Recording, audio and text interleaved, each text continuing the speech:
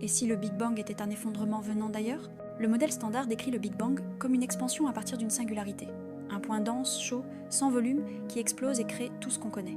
Mais ça ne dit rien sur d'où vient cette singularité. Pourquoi elle existe? Ce qu'il y avait avant. Or, certaines solutions des équations d'Einstein permettent autre chose.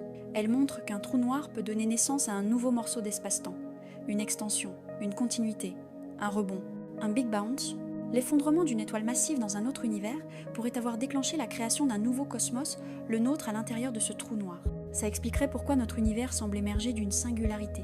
Ce ne serait pas une création absolue, ce serait une transition. La rotation, la clé d'une signature cachée.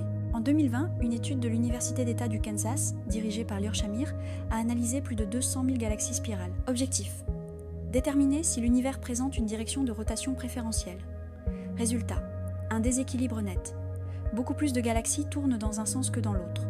Or, selon les lois de la physique, la distribution devrait être aléatoire. Une égalité parfaite entre rotation horaire et anti-horaire. Mais ce n'est pas ce qu'on observe. Et ce déséquilibre pourrait indiquer que l'univers possède un moment angulaire global. En d'autres termes, une rotation héritée d'un événement initial. Et tu sais quoi? Un trou noir conserve sa rotation après l'effondrement. C'est l'un des rares paramètres qui survivent. Si notre univers est né à l'intérieur d'un trou noir, il pourrait avoir hérité de cette rotation.